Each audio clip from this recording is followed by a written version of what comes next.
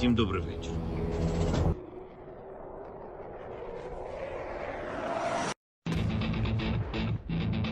On behalf of the brave, on behalf of every father and every mother who waits for freedom, on behalf of our warriors, and paves the way for a new history.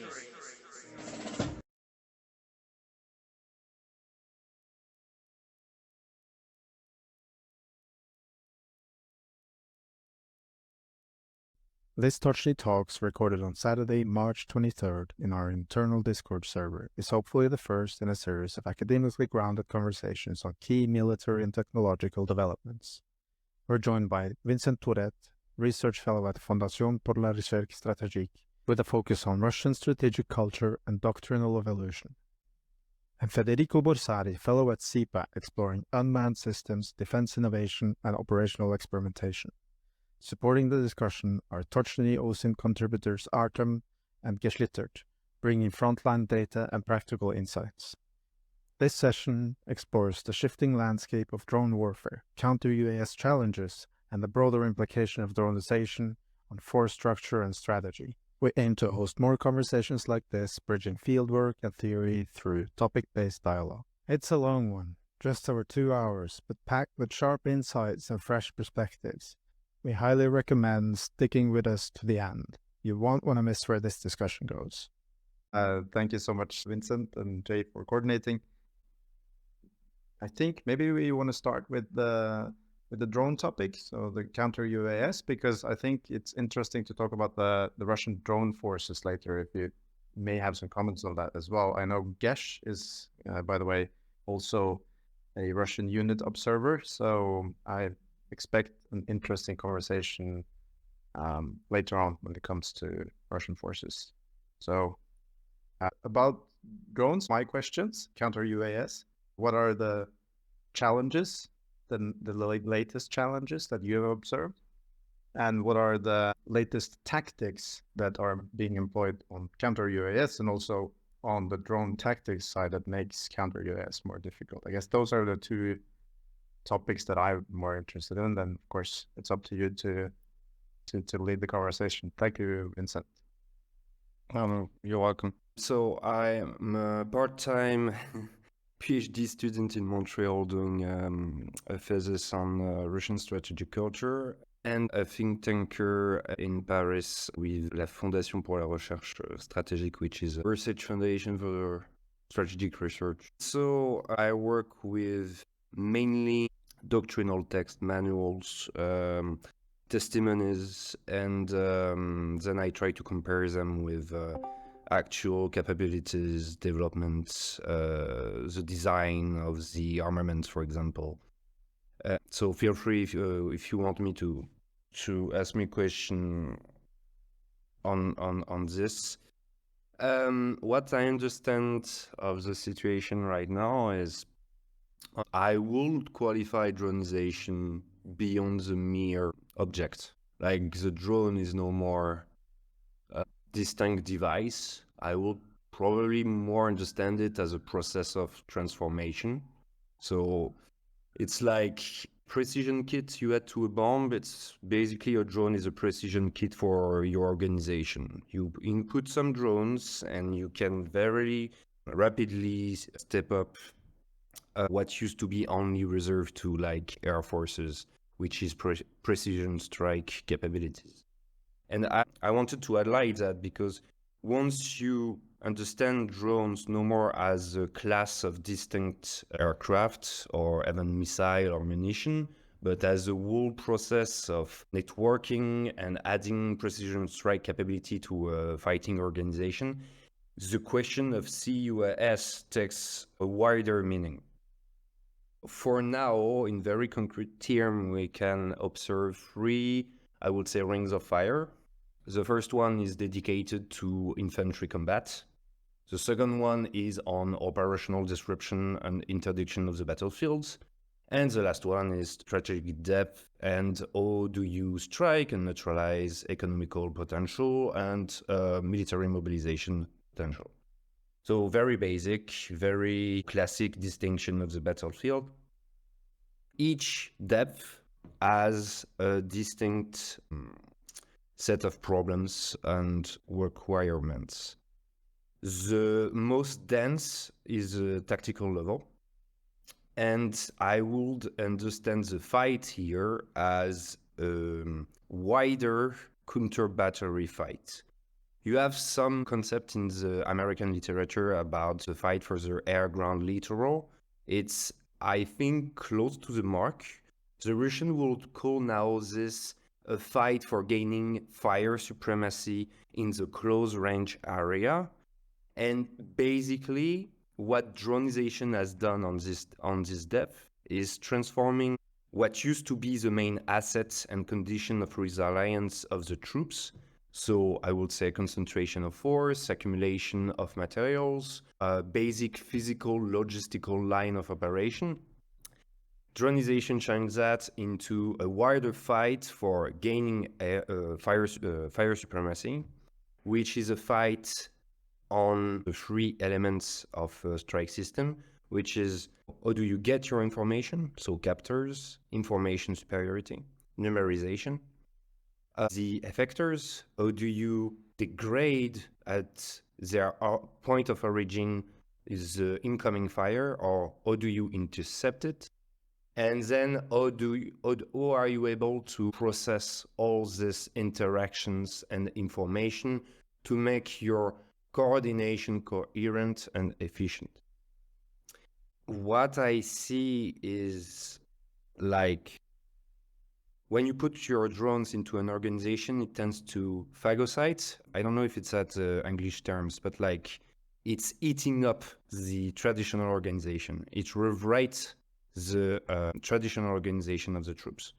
It's something that can be observable in terms of manpower, or like cognitive space. Like when you put some drones, you need to deploy the drones and you need more operators dedicated to it. You need people who can maintain them, who can ensure their logistic.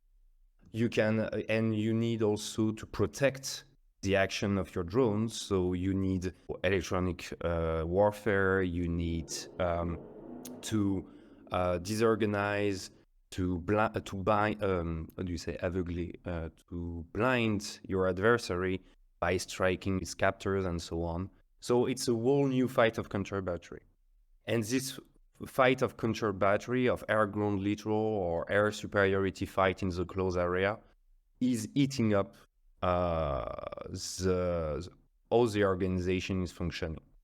And for instance, when you see the creation of drone service, so first in Ukraine in 2024, and now the Russian, like with Rubicon and this kind of thing, are trying, I think, to set up an equivalent drone, Russian drone service in Russia.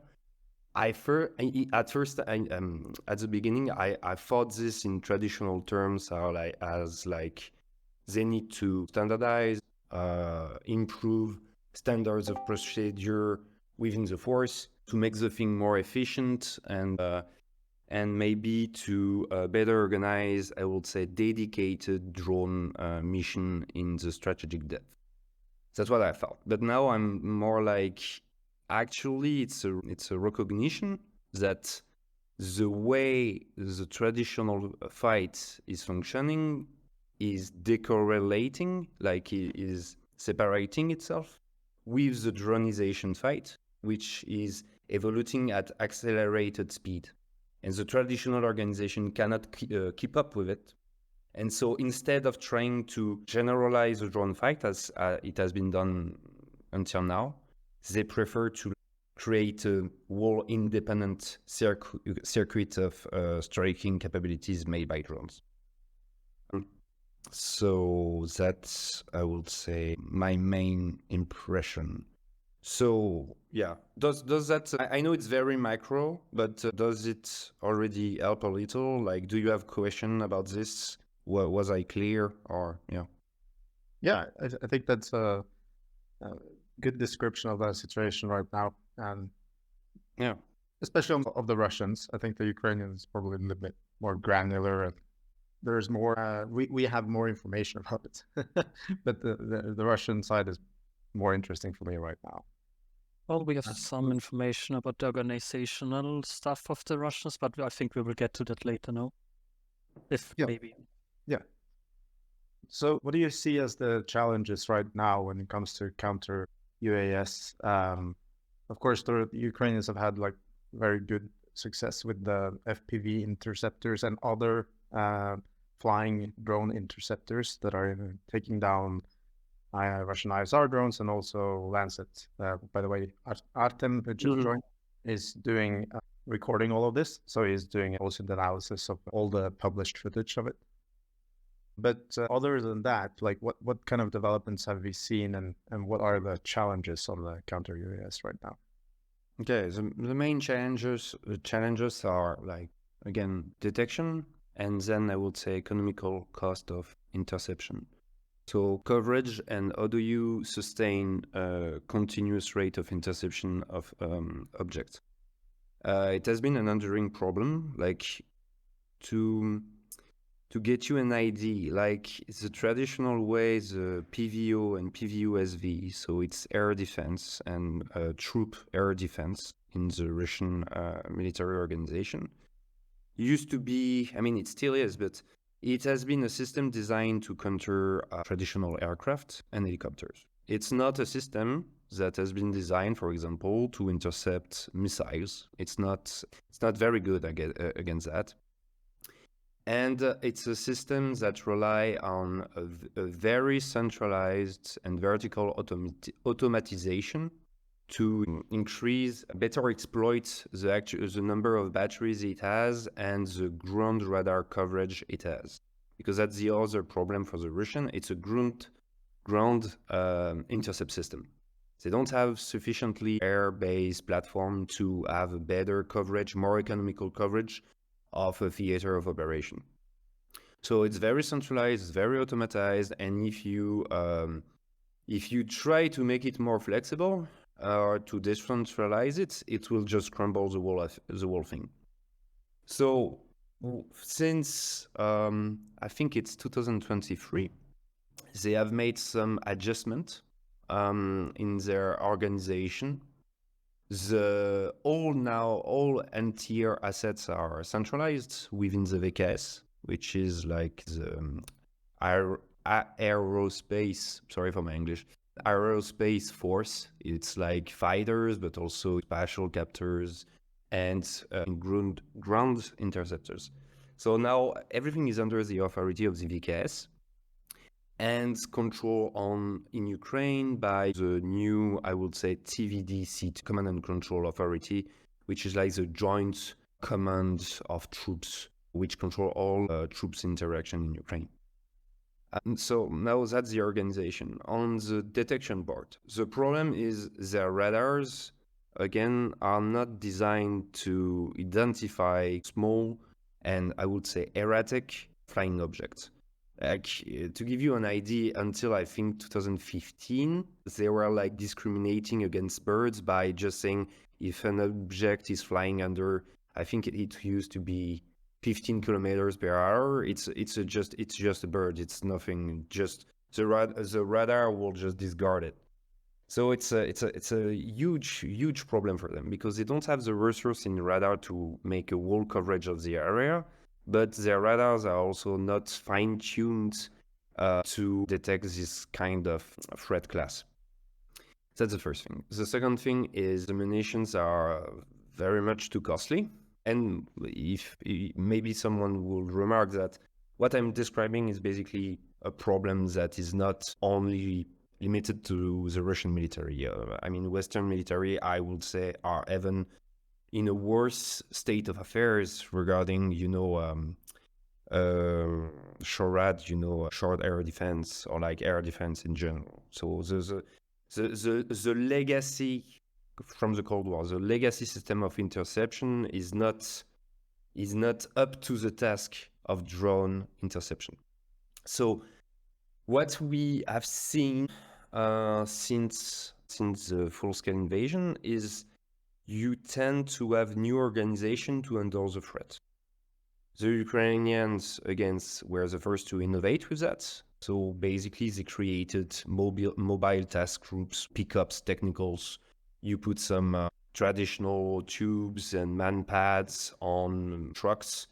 And what made it efficient is they had better applications and data fusion capabilities. So I don't know. How much do you want me to go into the details of like system integration? Like everyone, I mean, it's not secret. I think it's interesting. Yeah. Well, okay. Basically, like the numerization of the Ukrainian army is a bottom-up process. It's very linked to the dronization process. Actually, it's like how do you better use the limited resources you have at your disposition. The Ukrainian air defense system was initially, conceptually, produced and designed as it was a Soviet system. What they succeeded in doing is creating little application like Virage Tablet or like now Delta. Delta was not at the beginning, it was not handling air situation or the air picture, but now it does. Like Delta is like integrating, it's like the top of the pyramids of Ukrainian application and data fusion sets. So, okay, you got Virage, and basically Virage is unifying the force by collecting the information and distributing them to relevant mean of interception. So basically what they did is like it enables like a densification of the interception. You have the classical anti-air batteries, right? You have your limited radar coverage. But now, as you have the information systems that can, like a plug and play system, that can unify them, you can add Sky Fortress, so you can add a system of, how do you say in English? When you detect something by the sound, acoustic sensors. You can add also actually observators. You can also add in your system input from civilians with like the DIA application. It's like action, the name DIA is action in Ukrainian. It's an application, personal application for every citizen. And they use it to like enable each Ukrainian citizen to send information and to authenticate them by their own personal data identification. Like it's like a numerical identity card. And so you got Virage Tablet, which is condensating all the information regarding the air situation. Virage Tablet is integrated within Delta. Delta is like the battle management system for the whole of Ukrainian forces. And all of this enables to better position troops to respond to threat. And so basically, beyond the Soviet era and NATO batteries, you have now mobile task groups, as I described earlier, that can fill the gap between them and dedicate themselves to intercept, I would say, the less sophisticated class of one-way attack UAV, like the Shahed or the Geran. And so the transformation by the system, by the data system, enables a better echelonment of your interception means. Okay. This is the Ukrainian system. You got mobile air defense groups. You got behind that air defense batteries. You got the gap filled by a lot of different diversified sensors and captors. And all of this is made coherent by the information system. On the Russian side, the problem is you don't have this kind of application yet. They don't have succeeded in doing. I mean, they have some application, but they are not from the same generation. The automatization and centralization process I described earlier is done by what they call ASU, which is which is translated by automized command and control. You have to, like, the picture of an ASU is basically a huge ass computer in a MTLB, or it's something that is very, analogical in the way it functions. And it's not something that is totally disregarded, because only an ASU can authenticate an action by one of its users. Like the Russian can innovate like the Ukrainians on the front line in some capacity by developing their own programs and application, but they will still need to go back to the old Soviet-inspired computer system, which is like a huge problem for them.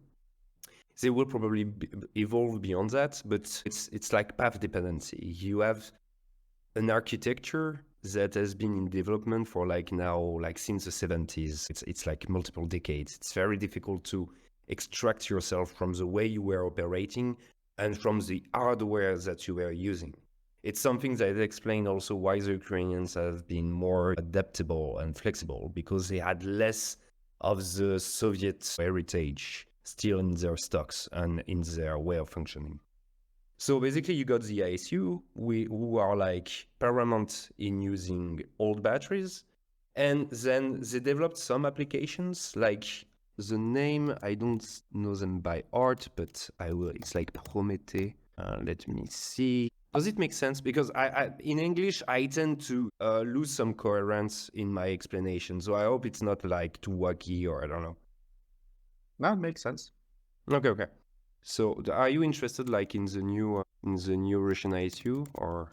Yes. Okay. Yes.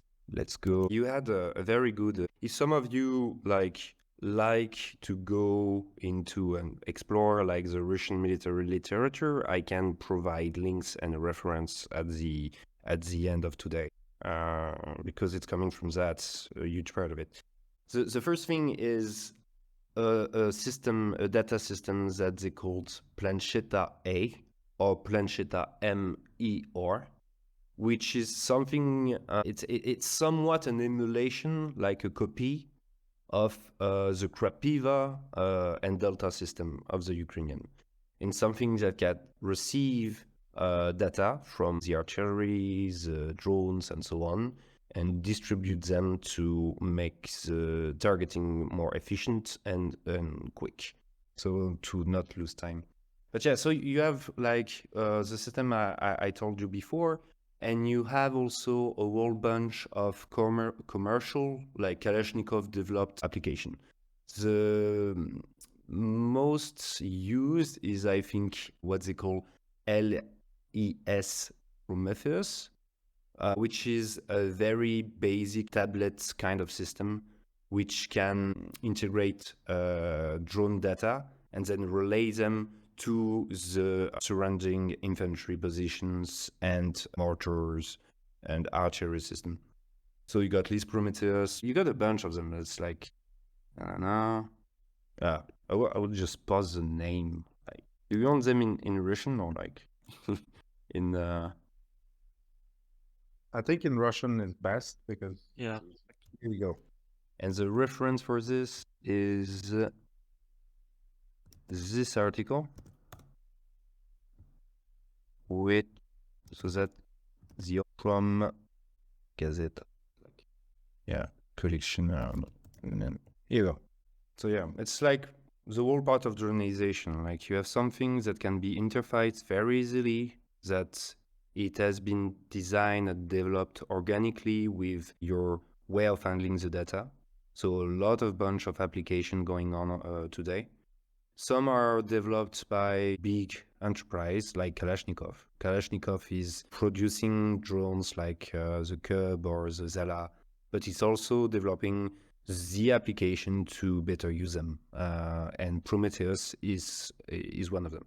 What is interesting also in terms, for example, on the question of sanction, is like these systems are using free of use other, I would say, information sets.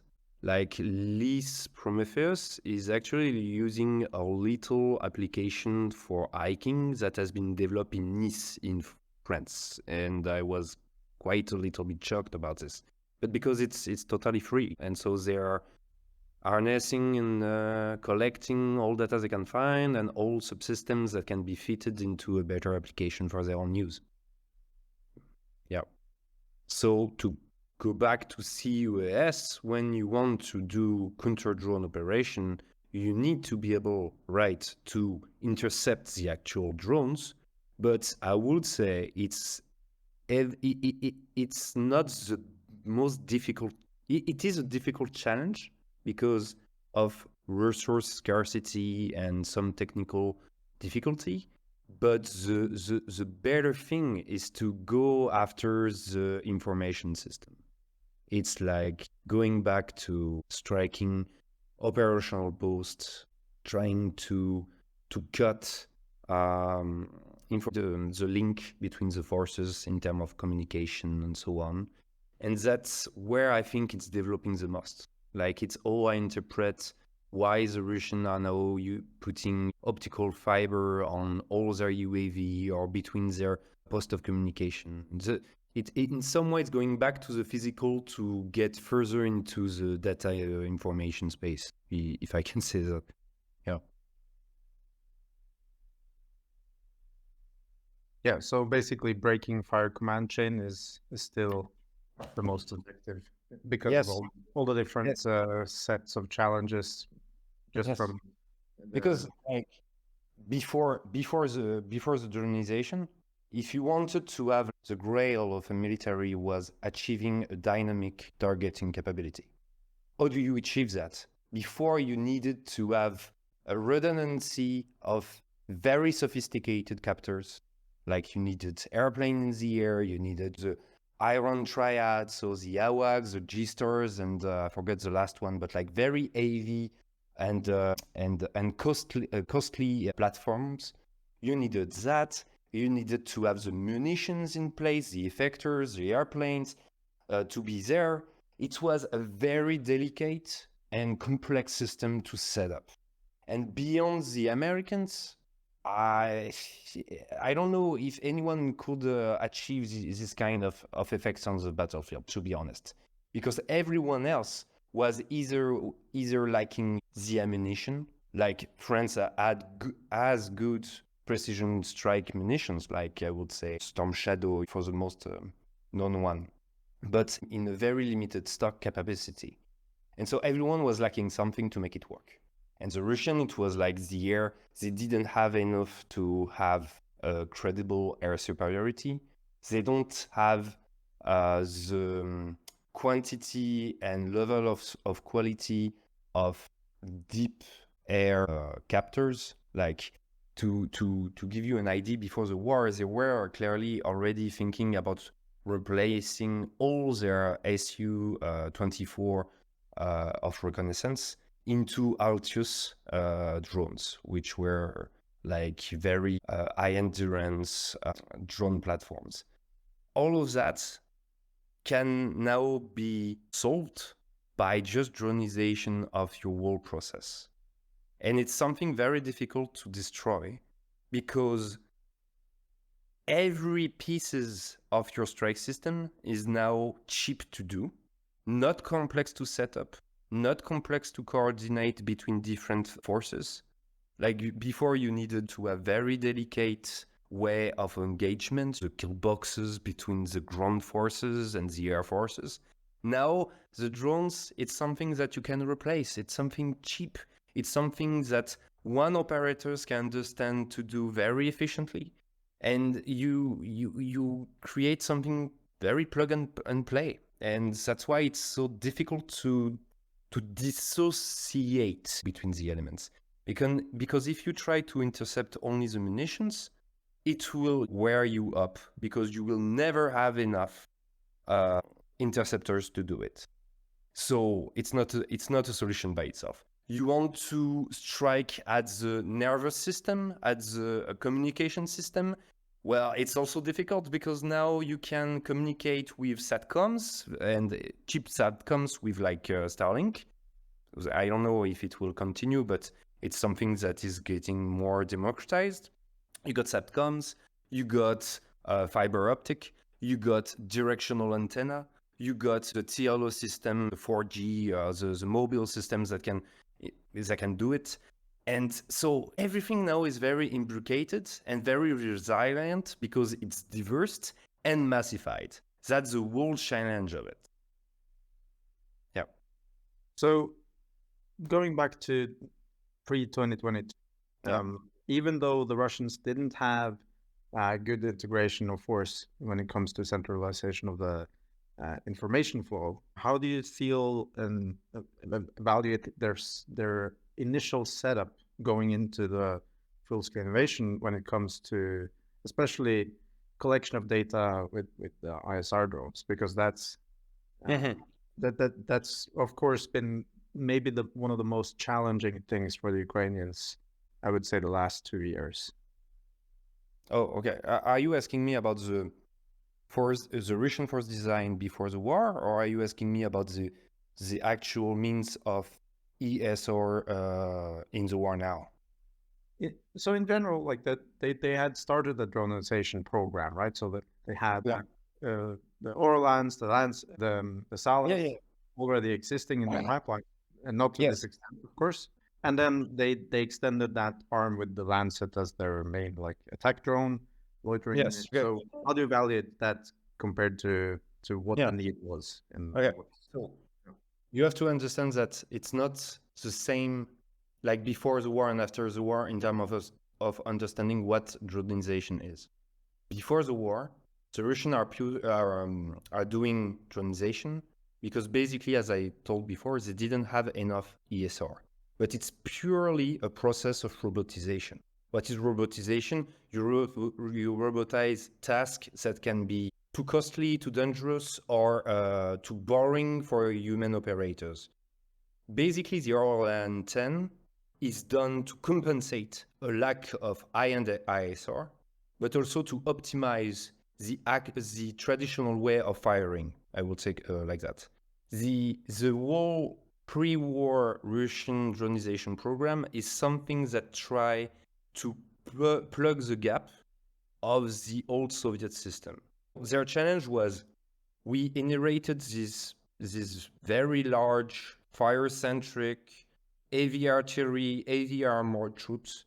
We don't have the men to operate them, and all this mass is becoming obsolete because it's less reactive than the fire-centric model from the air that the West is doing. How can we solve that? And they were like, we need to make a new. What do you in French? The expression is doing new wine in old bottles. They were like, we cannot disregard all our artillery, all our means of fire that we inherited. We need to make them whole again in some way. So the drone, it was like a link, a plug, something that, but it was associated with the artillery. The Orlan is not a very versatile, or I would say even complicated platform. Some Orlans, their payload, it can be. So I didn't believe that, but actually I saw some schematics. They can put a photo camera into them. It's a very diesel powered platform, very cheap, very ruggedized, but it's not something else. One of the things that the Russians didn't understand at the time, for example, is how the drones were like embodying more and more the strike system itself. So you had like the year 2018, which is like a nightmare for the Russian. Like the Turks, who understood that the drone is not only helpful by optimizing artillery traditional fire, it's also a way to directly have a platform that can see and strike in the same time. And so the Russians were like advancing, I would say, an updated Soviet system, more compact, a little bit more agile, but still a Soviet system, in the face of strike capabilities that could evolve and adapt against them. They didn't have strike system capabilities. Like you see, like programs like the Orion, which is like, I would say, an equivalent of the TB2, but from the Russian side, or like even the Lancet, where like they only began to be developed and designed and produced, I would say, in the 2020s, maybe 2021. It was something of a catch-up. And they didn't understand the way they use the Lancet now as they designed it before. It's something that is discovered with the war. Yeah, so I think I explained the first step of your question, but maybe not the rest. No. I think it was good. Yeah. Okay. But so the other part of the question, maybe like how were they set up to then actually succeed with what they're doing right now? Do you think that was an advantage that they had this plugging the gap approach, or do you think it was more of a challenge compared to what the Ukrainians are doing? I would say that the problem, I mean, the success of the Ukrainian models is that it was the drones in the Ukrainian model has not been developed purely from older force design schematic. The drones in Ukraine has been developed as an improvisation of on the battlefield to directly serve the operators and fighters that were developing it.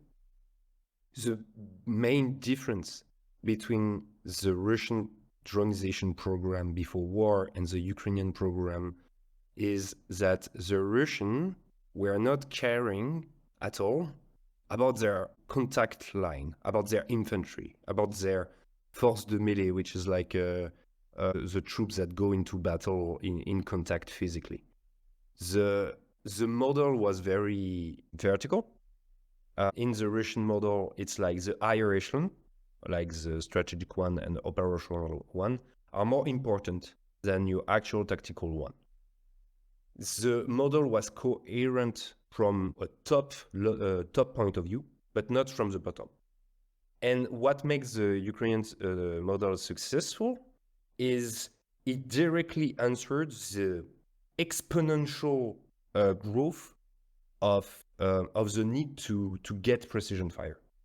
The Ukrainian, by doing very simplified but specialized drones, they basically gave their infantry a pocket fire strike capability, while the Russian soldier had to wait for its artillery system, even if this artillery was benefiting from an Orlan 10, but he had to wait for the artillery to come.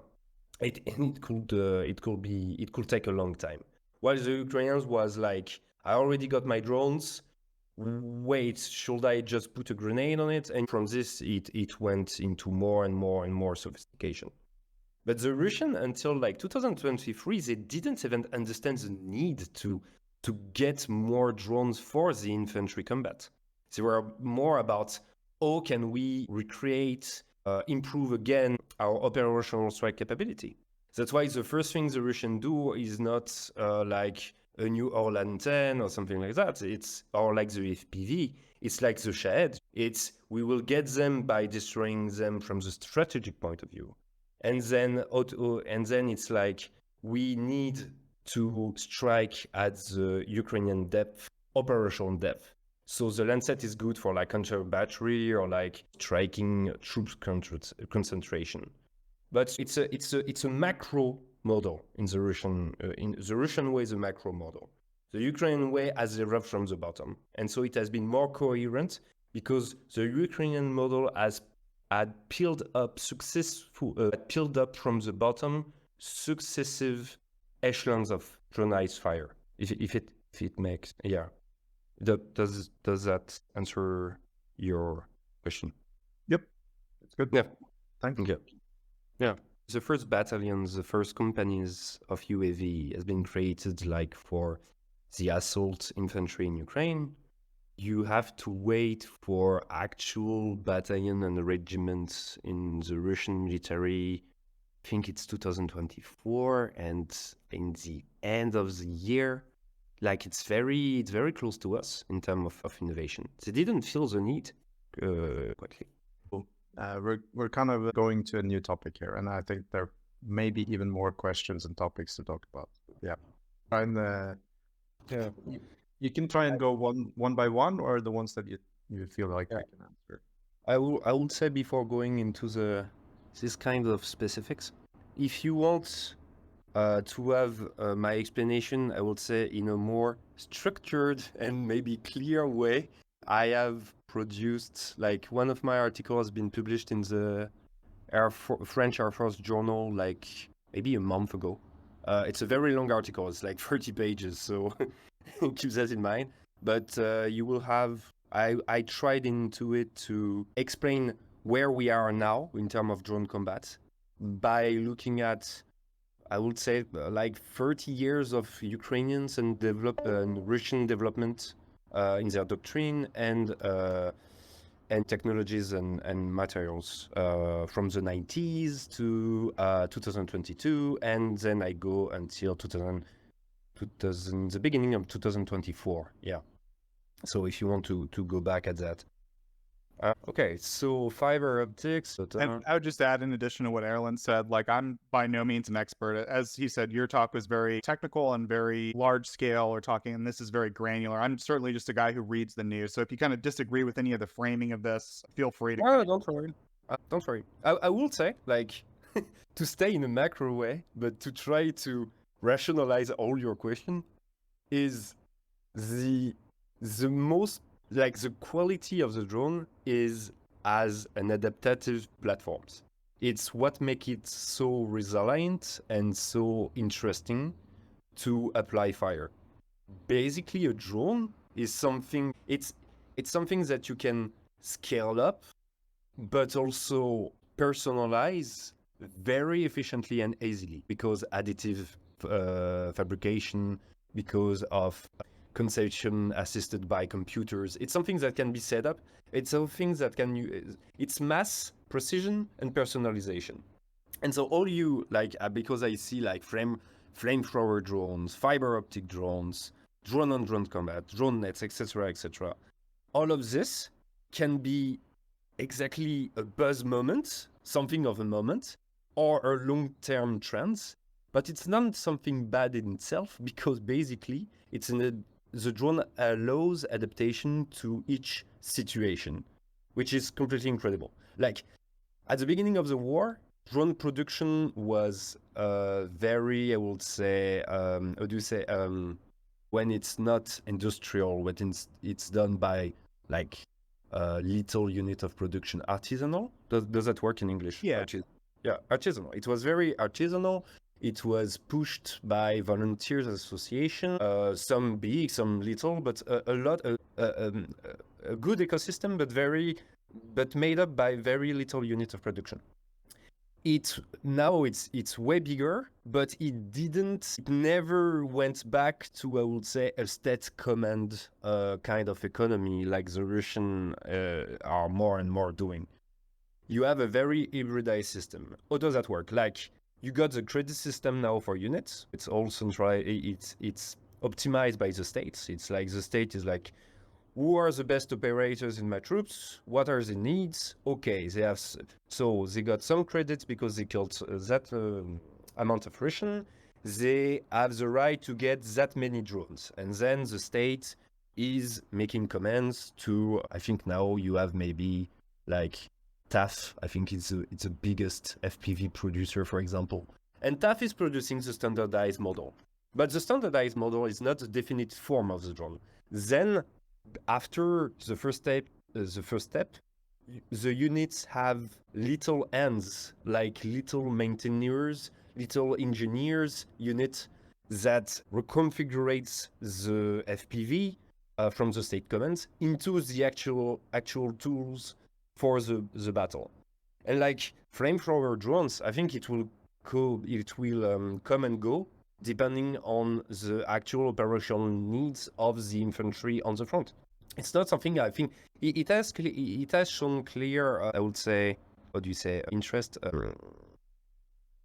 utility. Yeah, the flamethrower drones, like, for example, you want to attack camouflage, you want to clear up a forest, you want to easily set up ammunition depots. I think it's still relevant. It's just a question of how do you get the flamethrowers there? What does it entail in terms of cost of production and change? But it's not something that I don't think we will see the end of the flamethrower Dracarys drones. Yeah. Okay, fiber optics. Fiber optics is clearly linked to the development and intensification of electronic warfare. So I think it will actually develop more and more, but it's not, it doesn't solve all your problem. It has already constraints. Like when you attach a fiber optics, basically you limit the range, you limit the payload, and you limit the speed of the drone platform. So it has clear drawbacks. The main advantage is you have a clearer picture to strike, and it can survive electronic interferences, which is good.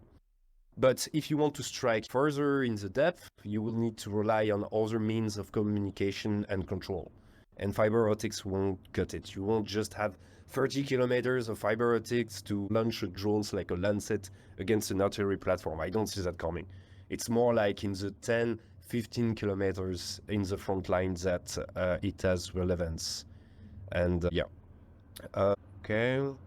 I would like to add to the fiber optics that there are certainly specific situations where it's a lot more relevant, and the situation that we had just recently in Kursk, when the Ukrainians were retreating for a very long period of time, so they never really had well-prepared fortifications and defensive measures at all times. It became a lot more effective.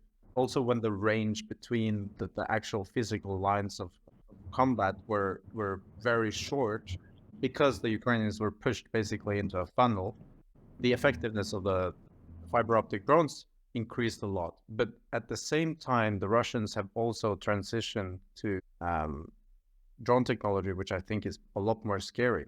Low frequency compared to the other more traditional hobby setups, which operates in the 2 gigahertz and up often, down to 300, 200 megahertz communication and 700 megahertz-ish video with dual line of communication, so redundancy and also using frequency hopping. On the electronic warfare perspective of this, it's a lot more difficult to jam effectively because you need bigger antennas, you need more power, and it became a huge problem that Ukraine had invested so much on these static jammers that they're not smart, so they don't have spectrum analyzers automatically directing the frequency towards the ones being used, but they're trying to jam a wider spectrum. When you're on the lower frequency waveform, it's easier to cover a wide spectrum or more channels in the lower frequency range, but your range of the jamming is reduced dramatically if you open your frequencies on the jammer. So you need more directed focus to be effective, and Ukrainians didn't have a setup for that. So if you have any considerations about that, or if anyone else had any consideration about it, I think it's interesting to see how effective they were, unfortunately, in Kursk. My main remaining or like enduring question about like drone warfare is it like inherently a defensive fight? Is it favoring the defense over the offense? Because as we talk about this, like you need a lot of preparation, you need a lot of redundancy in terms of communication and how you understand your enemy and how do you set up the batteries and generators and modem Starlinks to make it work. And so that's one of my main interrogation. The setup seems very time consuming to make it work. I don't know if you can make it more mobile. If you can be sure to keep the coherence of all the effects and operators that you need to strike continuously. In a defensive position, it's fine because you have had a lot of time to understand your terrain, to modelize it, to set up your fortification, to set up your alternative way of command and control. But on the move, I'm less sure. And basically fiber optics, I would say it's better, yeah, as you say, in short distance, in a very slow pace environment than if you are on the move, basically. So, Vincent, I think you did a really good job of kind of tying together all my first set of questions, which is like there's all these different little niche things going on, and we're going to see kind of drawbacks and benefits to all of them, and it's all going to kind of keep evolving. That's just the nature of this. I think maybe to try to tie together my next set of questions, it's sort of like these are just guys on the ground, right? Like, so all of this theoretical stuff you've been talking about on a very high level, I'm just kind of curious how it maps out in terms of you're just a squad of guys in a trench. I don't know the technical language for that, but you're now dealing with this threat, right? That didn't quite exist in the same way before. And so there's a few tools they have at their disposal, like nets and guns and things like that. But like, what do you see the state of that right now? How does all this doctrine actually translate into that situation? Okay, so basically, so it links nicely with what I said before. What we are describing is something very methodological. You need so much, like the system are generating so much fire, and you need so much fire to at least survive and even more to progress against an enemy, then actually you don't have, I mean, you are able to support less and less troops on the actual battlefield. And so basically what I see is it's like full automated warfare. Like the density of troops have never been so low. Like it's a positional fight, right? And basically, like you see that with the Russian tactics. It's like they're running around. It's like 3 guys, and they try to get 100 meters more to set up a trench or go into a hole and wait for reinforcement. Because the fire is like so omnipresent that you cannot support a large force because you need to shoulder every soldier with at least 1 or 2 drones to assist its advancement. It's like sometimes I understand like drones as a mitraille, which is like a bucket shot, I think in English, like the old cannons when they with all the shrapnels and all. Like drones are like a persistent pollution of the battlefield now. And it will get even more deadlier because it's getting automated fully with artificial intelligence and all. And all the question we had about like connectivity and electronic warfare will be alleviated by autonomous system not relying on external communication or less and less. So basically a persistent pollution. It's like a bucket shot when you try to advance, or it's like a reactive armor for you when you are sitting in your trench. And then you try to cover yourself the best you can. So first it's like camouflage. You try to disperse and hide your movements and your position. And then you put some filet, not tissue. Like you has that in one of your questions. The terms is net. Yeah, you try to put some nets. You try to go. You try to dig a little deeper. And so basically, for going back to the foxhole you described, it's like if you are the infantry, you're here to sit. You're here to occupy formally the position. You're here to be the first eye of the defense to say, hey, I'm seeing something coming my way. And you will be a redundancy with the drones sensors. And then you the first line of defense. But you're more like an attraction for the adversary. You attract the fire, like the Russians say when they advance, they try a reconnaissance by fire, which is basically you're the mid shield or you're the it's very like okay, I sound cynical, but it's all the operator. I'm not. It's not a very humanized way to do things, but it's there like we advance to attract fire, so it helps us to identify from where the fire is originating, be it artillery or drones, etc. And basically we will strike that. And so the system is like it's very reminiscent for me as Vauban, Louis XIV, like the war of cabinets of the. It's like the 17th century. Everything like armies are now too costly to be hugely massified. we are speaking about two dysfunctional states in some capacity, two post-Soviet states.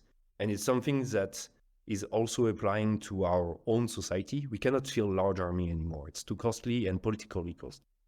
So you have very limited forces.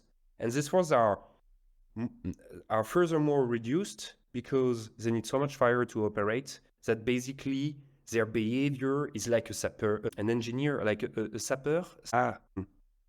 Let me find the terms. Oh, it's correct. Sorry. It's sapper. Yeah. So basically, you dig your way in, and you dig to enable your fire support to go an inch closer to the fortification of your enemy. It's how it works. So you either way go methodically, or you try to use some speed and mobility to go a little bit faster to not be catch up by the adversarial fires. Like I had an article of a Russian guy from I think it was Military Thought before it was censored, and basically the guy was complaining because he was saying we are launching our infantry as on horses, and he was speaking about like buggies and civilian. It's like scooter, but it's like mechanical scooter. You have one leg on the thing and you push with the other, like. Yeah, so you try to get some tactical speed. You have no more like operational speed. Like I don't think you can field, I would say, maneuver force now, like huge mechanical battalions or armored. I think that's something of the past. I'm not saying that the tank is obsolete. I'm not saying that the artillery is obsolete, but I'm saying that now they are conditioned by the whole set of counter battery and dronized strike capabilities. It's going hand in hand, and it's a very methodical battle. I'm sorry, I'm always going back to the macro. I feel. Do I answer your question or No, that was great. I'm very tempted to ask you about like vehicles and stuff, but I will yield the remainder of my time to Federico because I'm very curious. I want him to have some like input on the discussion. I think that would be good. Federico, if you had anything you wanted to say about all this, please feel free. Well, first of all, thanks so much. And thanks to Vincent for his great remarks. I think he made some very good points and very insightful considerations about some of the approaches that we have seen in Ukraine compared to Russia when it comes to the use of unmanned systems and UAVs. Totally agree with him. And I think when it comes to Counter-UAS and it's I would say is constantly a cat and mouse process, a cat and mouse game. Simply because as Vincent mentioned, technology is advancing very, very quickly, and the customization and iteration process that you see in many of these drones, whether they are commercial or even military grade at the moment, is so fast that often solutions become obsolete like very, very quickly. And so I think when it comes to vehicles, for instance, and Counter-UAS systems deployed on vehicles, these will be definitely important because especially when you have to counter a growing number of drones that, for instance, Russia launches against Ukraine. Mobile fire groups versus Ukraine rely a lot on some Counter-UAS systems that they have acquired from the US, the Vampire platform, for instance, that use laser-guided rockets. It's quite good, but at the same time, you need also a different type of effectors.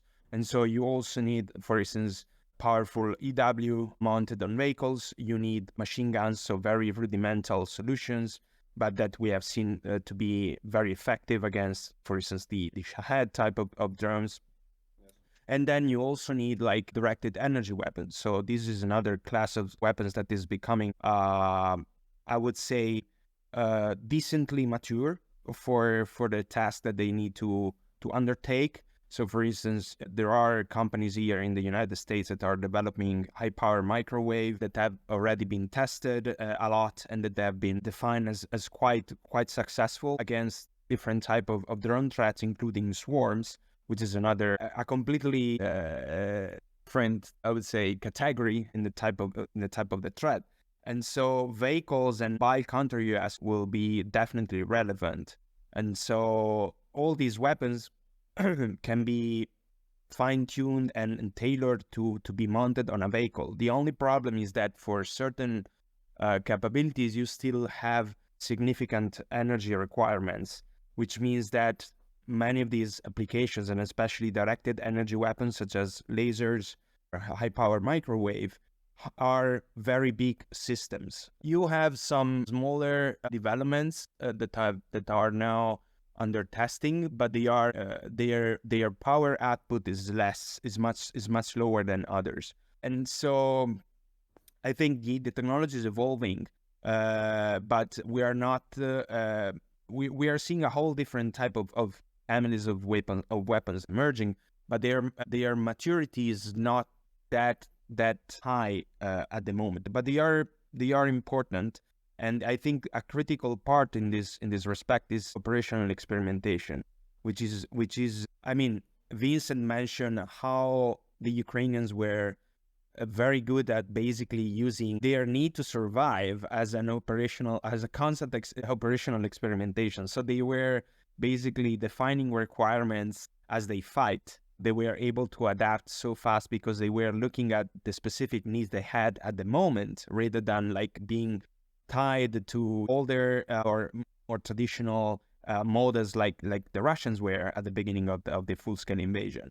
Now we are seeing this problem with the Counter-UAS as well. So operational experimentation is critical, and the more we experiment with the solutions and technologies out there, the better. And especially when we train as well, it's also very important to train as we fight. So this is an aspect that I think it's critical in the whole Counter-UAS ecosystem. I don't know if that makes sense, but yeah, just like to add to what Vincent already mentioned. It does. I fully agree. Yeah. I wonder if maybe Artem has some points that you want to make. Well, I'm glad to hear your thoughts and ideas that are out of my scope of the research.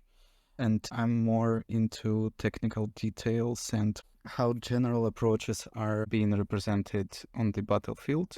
So this discussion, I cannot keep up with it. My question about Russian mobile groups, if something about them, are they planning to use interceptors or some missiles, or are they trying to develop the machine gun stuff?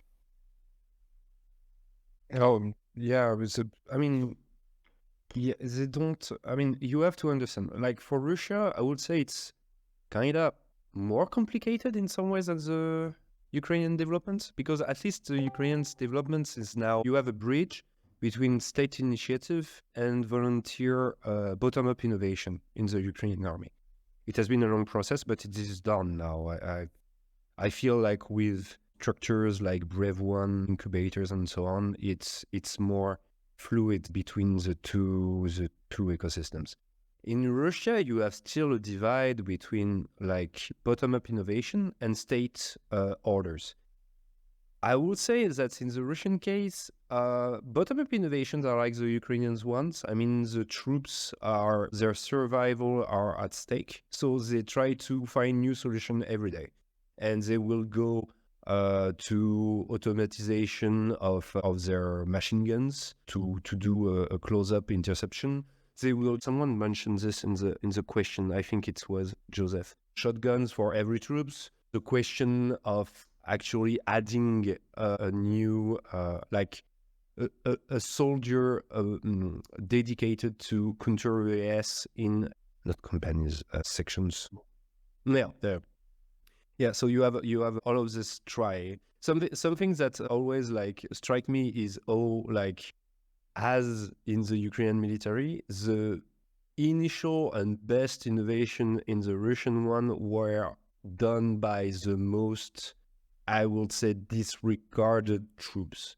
Like a lot of drone innovation came from the separatists. I mean, the troops incorporated in the 8th combined army, the one from the Donbass, and this association to help them, which is KNPT, if I remember correctly. And KNPT is the one that set up Dronista. Dronista is like a forum, the main Russian forum for drones innovation, feedbacks, and also some tips about formations of the operators. So the bottom-up innovation in Russia is going in every sense possible. I've seen videos of some trying to put some tactical lasers to destroy, to fry some drones. They are experimenting with programming to bypass for the Chinese components and drones. They try to invent bypass programs to disregard previous companies' limitation in terms of height, in terms of speed of the rotors, this kind of thing. But the order, like the state order, is very much not complacent, but still lagging behind. Like, it is sadly getting improved since the guy who succeeded Shoigu, who is Beluzov, who is trying to implement in the Russian language is VPK. It's like he's trying to set up a popular industrial military complex, and it has some interesting returns.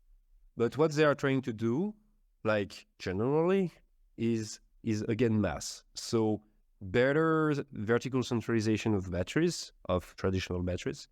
They try to set up new missiles so they can be shorter range and with dispersion effect. So they can target more efficiently drones and in a less costly manners. And what? Oh yeah, and so for the future model, like the future Russian army model. So I didn't have to read it because it literally went out yesterday, but like the RAND Corporation has published like 200 pages on studies on what the Russian army could look like. What I understand, what I could read, and I encourage people to read Makarenko, who is, I would say, an old-timer in the Russian think tank sphere. He has his own technological institute in St. Petersburg. He's one of the guys who worked a lot. All of his studies are online, which is a great plus. He has worked his way on electronical warfare, drone warfare before 2022, and now he has published, like in December, 2 articles, one in his journal, but also one in the VKS journal, so it's interesting to see that he has some authority and influence in the Russian process of reform. And basically what he's trying to propose is a wall of force, a drone-centric force. And it's what is interesting is and there is a link with your question, like in terms of like the main solution he identifies for countering enemy drones is basically to create a shield, like an écran. Shield is maybe too much in English, but it's like a dronized shield on the first front line. Like the basic idea is we need to oppose the mass of the enemy drone with our own enemy drone mass. It's basically that. I think it's very important because he said something like along the line, Russia won't have the technological and financial resources in the future to get back to the Soviet approach of mechanized warfare and an only drone system of interception. And so drone, in their view, is a way, again, to recreate an interception system that can be efficient. And so, for the question on drone-on-drone combat, I think the Russians are going in this way. Like, you will maybe see in the future, I would say, interception drone squadrons in the Russian structure of force, like within their new incoming drone service. I will clearly see them trying to do that. Does that answer your question? Yeah. Yeah. Okay. I think it's incredible. We saw, I mean, Andrew was tracking, like, just because it was so rare, every time he saw footage of two drones like hitting each other in the air. And then we started seeing drones literally have sticks and they would hit each other. And we've gone from that now to these really sophisticated drone on drone situations. So just that's like one example of the evolution of this stuff. I had like one like maybe question, but it's a bit of a different direction, which is more of an academic one, which is like, is there any quantitative research you guys are interested in seeing? And that'd be both for Federico and Vincent in terms of this topic. Is there like stuff that Tochnyi is currently doing that is helping you guys, or is there other stuff that we might be able to focus on in the future that might help you guys? I'm just curious about that. Okay. Yeah. Like always, like that's the bread and butter, like the initial, I would say, input for any good sound analysis is like the last count. What I mean, it's not, but I'm not sure it's like, I'm not sure it can be like improved from like Perpetuous doing. I mean, I don't think we can get better because it's a question of videos, data availability. But in terms of infantry, vehicles destruction, or even drones interception and so on, the data is quite okay, but something that we always miss to understand all these counter-dronized, counter-battery is evolving is if there are some dedicated efforts against come on. So the EADS, like if there is a dedicated effort to suppress enemy air defense, the data on the losses in air defense batteries is too lacunaire. There are too few entry to make it viable, and that's a big. It's too scarce, and it's I think this is something we lack data on both sides. We know that it's happening. Like for instance, the get-on drones that are decoys and possibly also doing some target acquisition or even EW. I talked to some people that are very involved with Ukraine here from the Norwegian side on support about the attack 2 days ago in Russia, and they were like, I am certain, so the comment was, I am certain Ukrainians this time had some sort of presence on the ground doing suppression of air defenses, because suddenly they got all the way through with the majority of the drones sent, and they sent very few drones compared to what they've done towards the same target several times before. And we have just one evidence that they actually fired against the incoming drones. So that's interesting. Because it's always a difficulty know if they have been able to go through because they have suppressed or even destroyed enemy air defense, or is it because of or is it because they succeeded in infiltration of the enemy air defense, which is something different? Is it because they have and I know they are doing that too, like frequency hopping, and you launch the drone is going mute during going through air defense, enemy air defense, and then is catching up transmission when it's in the green, in the huge depth of the enemy air territory. But it's all to ascertain the portion of both efforts. I would also say another thing, but it's something I would say maybe a lot. It's very ambitious, but it's something that's lacking. And it's something that's lacking in open source. And it will maybe link with one of our previous discussions about, I would say, the quality of some research, to say it like Kaufman and co, is we don't have a qualitative set of data, of testimonies. Like we will need, but that's the most difficult, to have testimonies in like the whole of force, in the Ukrainian force, about how do they perceive the drone fight, how do they use it. Like we can rely on what some American researchers have access to. I can also have some individual testimonies and some field trips in Ukraine to get a sense of what is going on. But we lack clearly something more objective and something more systematic in terms of testimonies collection. That will be for me like the last frontiers of data collection in the war. Couldn't agree with you more. As I was formerly like an anthropologist or something to that effect, and I mean that's sort of the bread and butter of that. And I hear some of these analysts talking about like human accounts of things, and it kind of amazes me how unsystematic all of it is. And I'm really hoping for someone to take a more systematic approach in that direction. Federico, did you have any comments on this current like state of quantitative research in this field, and like if there's anything you would like to see like more of?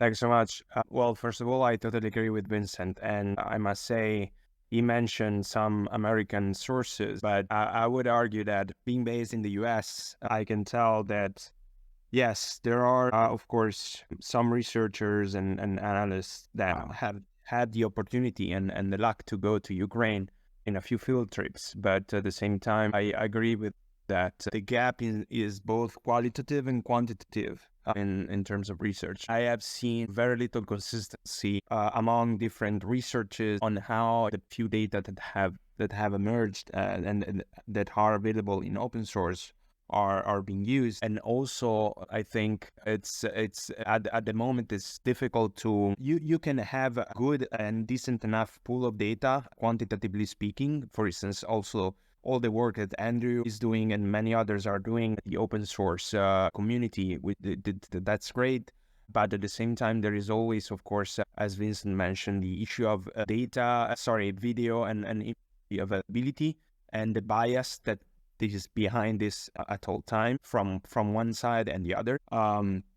Plus all the data that is not yet recorded or has not been made available. So we must be very careful when we rely on for instance, quantitative analysis and data to draw conclusions that may be not actually reflective of the reality, or they may be just like provide a distorted version of it. I'm not saying that they are not useful. Actually, they are very useful. But as Vincent, I agree with him. I think it would be great, and it would be very useful to have a larger qualitative sample. And the only way to have it is either going through Ukraine, stay there probably for a few months, given the amount of experience that Ukrainians have. And that would be certainly the best way to do it. If that option is not feasible, what we can do is always to be very careful and try to exchange information as much as we can, I think, and share opinions, and then wait for a good moment to kind of have the opportunity to either go to Ukraine or gather some more data. But yeah, in general, I think what we need to understand better is also how in specific mission sets and task drones are used specifically, and I'm also very interested in the use of the technologies influencing the change and reforms that militaries need to do in their force structure and approach to operational planning as well. But that's a lot of things, and I agree with Vincent though. Qualitative and quantitative gaps are still very much there.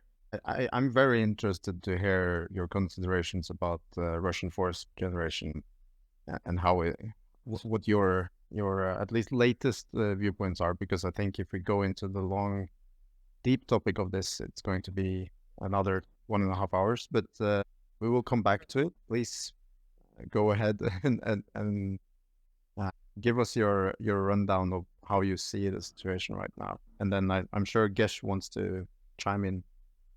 Okay, on force generation. Okay, so it's a debate, right? And I have one, and it's my output, my interpretation is can be debated. It's not something totally objective. I try to make it objective, but yeah, you get my point.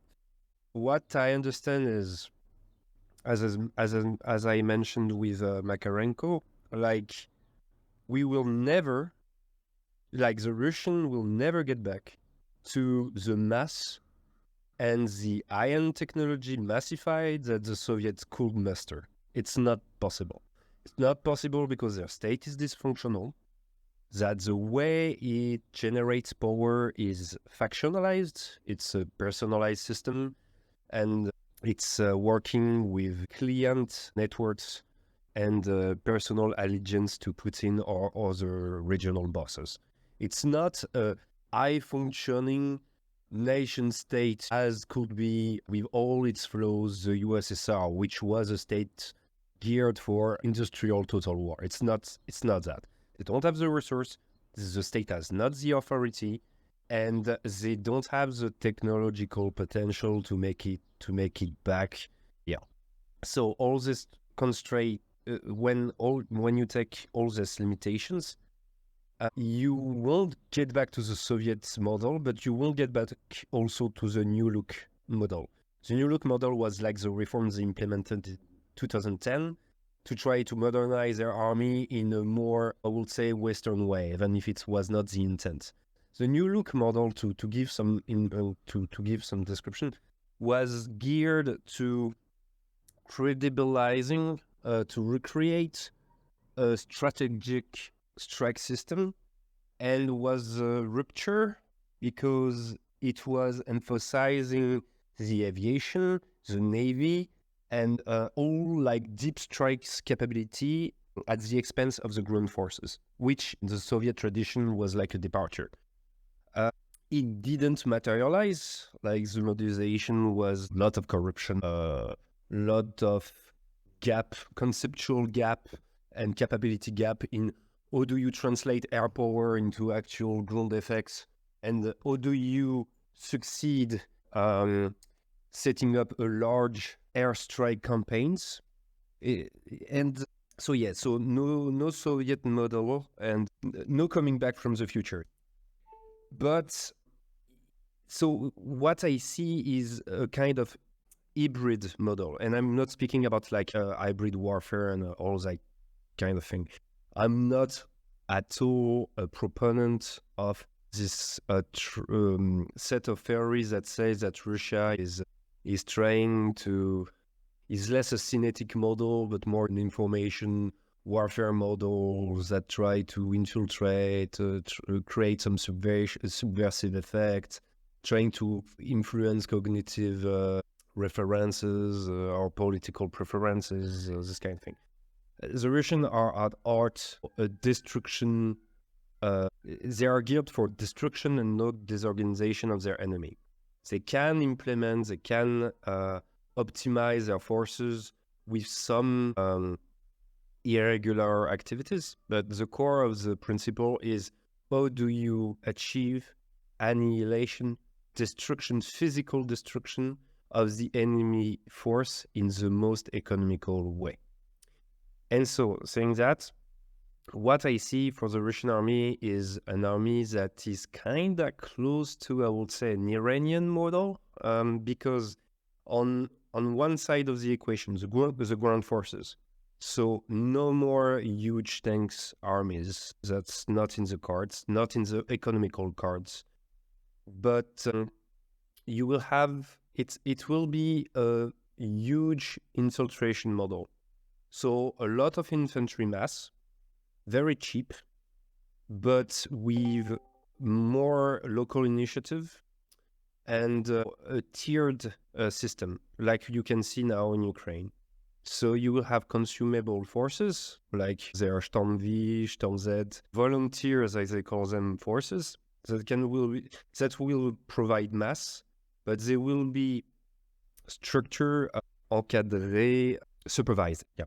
So you will have this consumable attritional mass of infantry, of cheap infantry, and their forces will be multiplied, they will be structured, they will be assisted and supervised by more elite forces, like the VDV, so the airborne forces, and the VDV, maybe the naval infantry also, they are not that bad.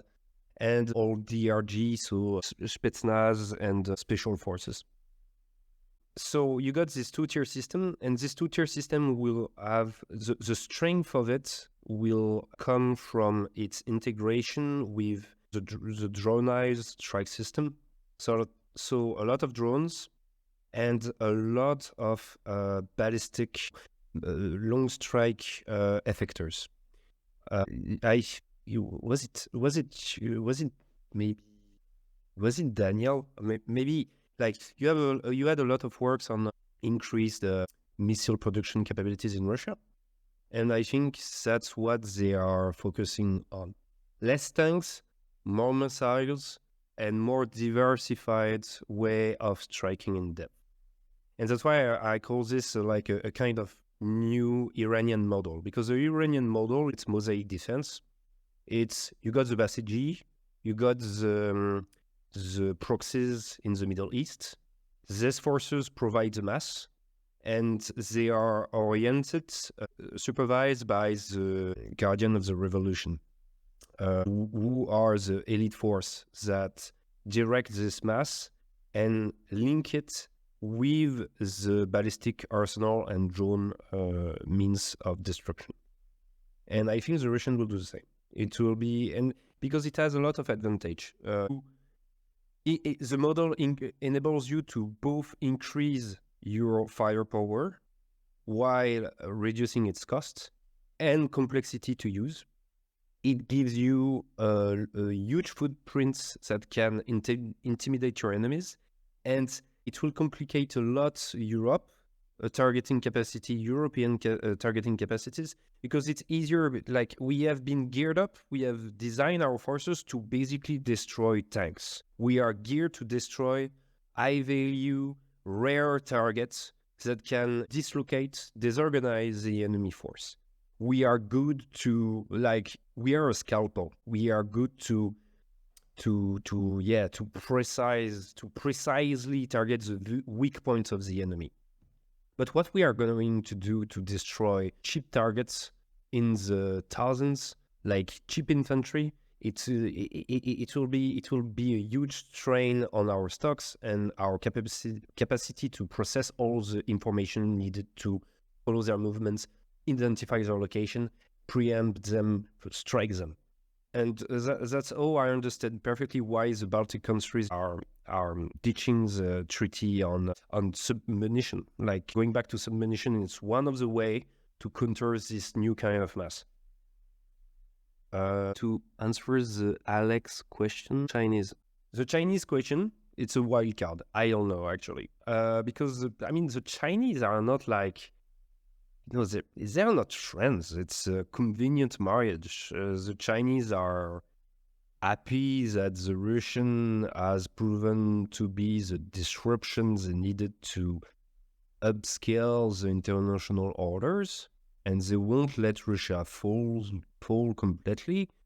And they are already helping them a lot, economically speaking, in terms of investments and all.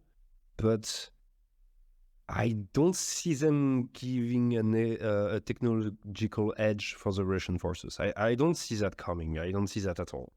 On the oligarch Putin-centered industry, like, it's basically what you're describing is corporation, corpo model. It's something in between capitalism and state common economy.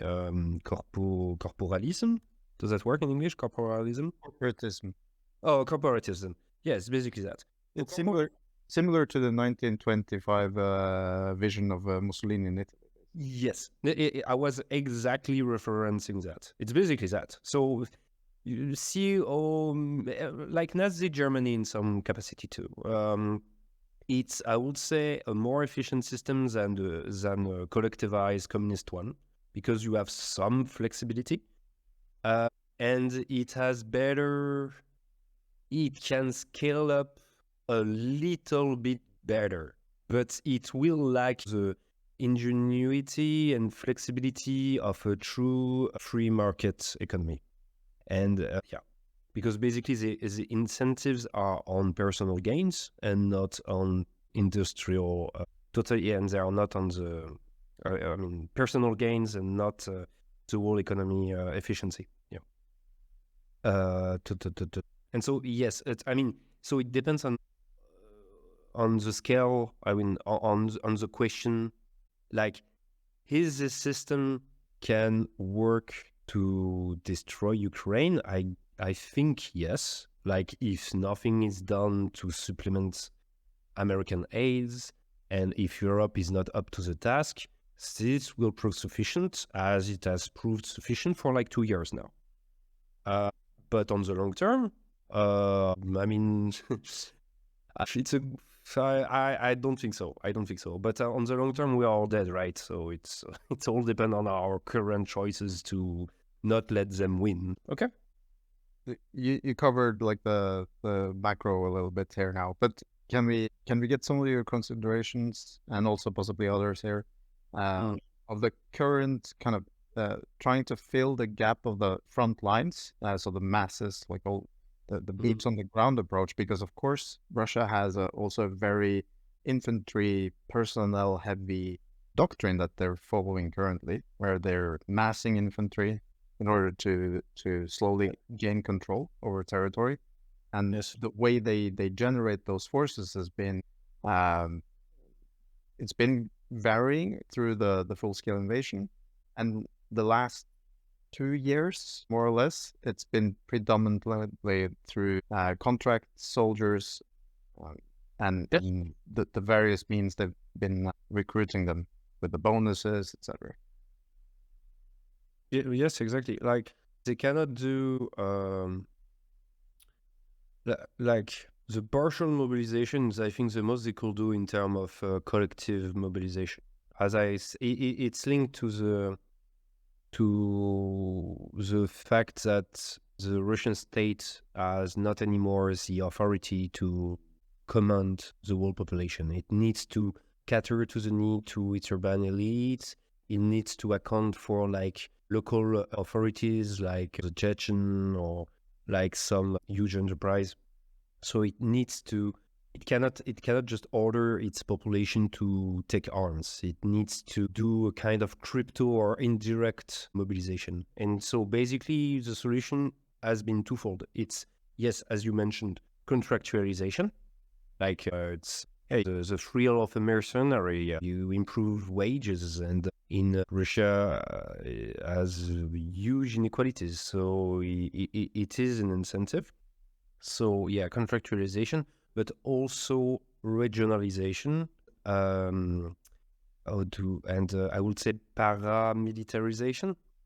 Regionalization is basically the strain on the budget, on the national budget in Russia, is more and more shared. I mean, transferred to the actual oblast, and a lot of resources, a lot of needs are covered now directly by the local budget, and something very new, because the Russian model is not about regionalization or creating specific local unit. But now it does, because it's the only way to attract people and to alleviate the cost of mobilizing so much, recruiting, not mobilizing so much people.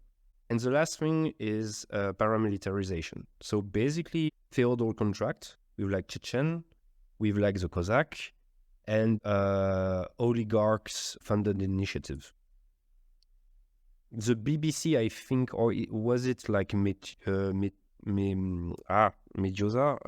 I think they did very good papers on this, on the all Russian volunteer forces. Well, not volunteers, obviously, but like... Yeah, the paramilitary forces. I have a bit more to expand on that, if that's all right.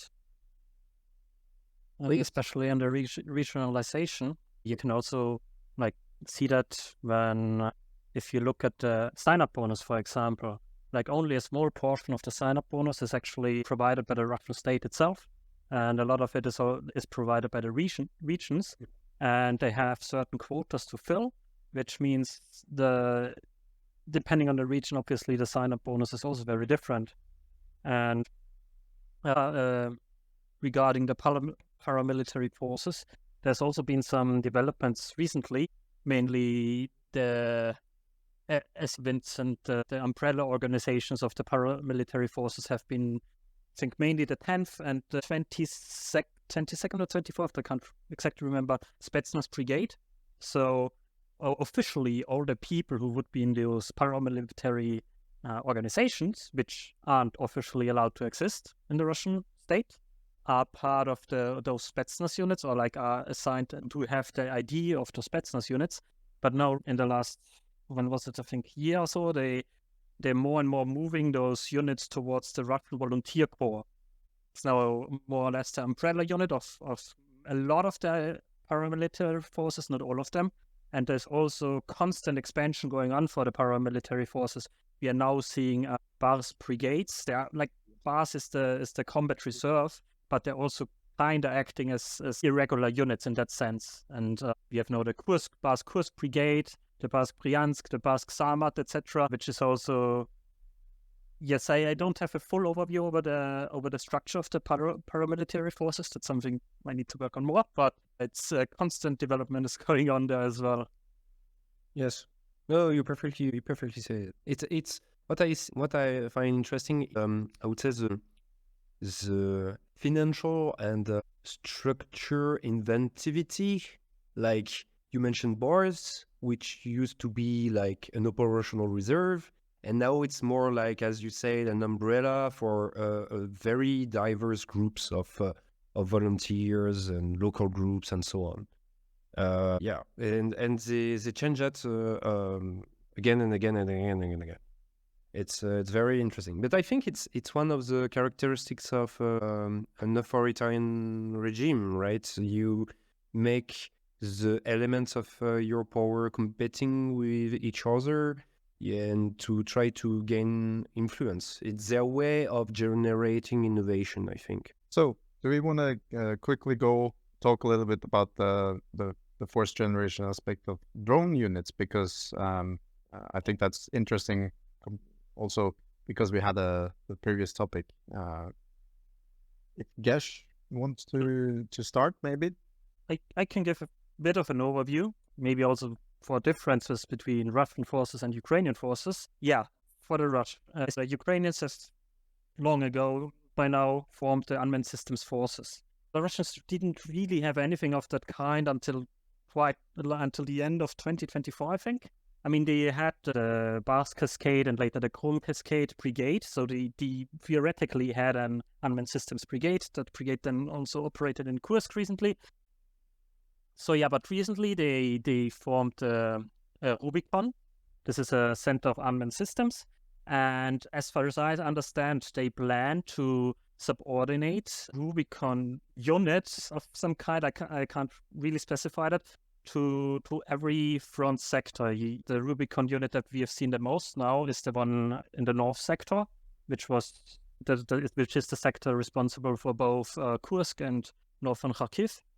But we have also now already seen them operating in Kupiansk, and the plan is, I think, that every sector will receive such a Rubicon unit, which would organize the drone operations for those front sectors. Yes, we have also seen formation of specialized UAV regiments. I've identified one regiment, the 7th UAV regiment.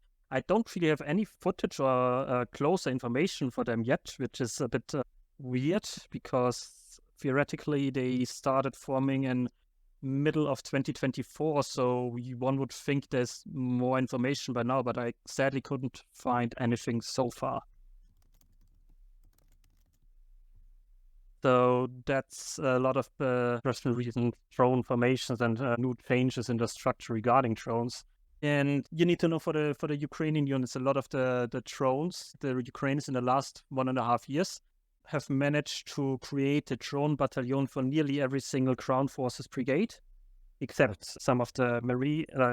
Marine is not ground forces, but except some of the tech brigades. And whereas in the Russian forces, there's the brigade and divisional level drone units is at most company sized, except the VDV. I don't think there's a single Russian division outside the VDV that has like a drone battalion. I sadly don't know the structure of those drone companies and drone battalions in detail to be able to properly compare them. but it seems like there's like more brigade and level drone organization on the Ukrainian side in that regard. I mean, just in general, like normally a brigade has a drone battalion, then the battalions in the brigade often have drone platoons. Some battalions actually also do have drone companies, but that's quite rare. And for the Russian side, I say it's mostly just drone companies, and then individual cases of regiments also having drone companies. But also a lot of the drone work in the Russian units is not being done by specialized UAV units, but still being done by the reconnaissance battalion, reconnaissance companies and battalions. So they often haven't really specialized the unit type and giving that work, so to say, or like that workload to the reconnaissance units. A small overview of my understanding of the. Yeah, it's really good. It's really good. It's what I understand also. I would say that I explained that earlier. Like the Russian UAV force was still a lot more tied up to the traditional mean of inflicting fire, so artillery, Iskander forces, and so it tended, as you described, to be higher echelon controlled. What you have is, so you mentioned the UAV battalions. The two companies was functionally specialized. You had the closer range battalion and the close range battalion. The close range was like the Orlan, and the close range was the Zala and all. What happened since 2022 is the needs became exponential. And so they began to do like the Ukrainians did in 2014.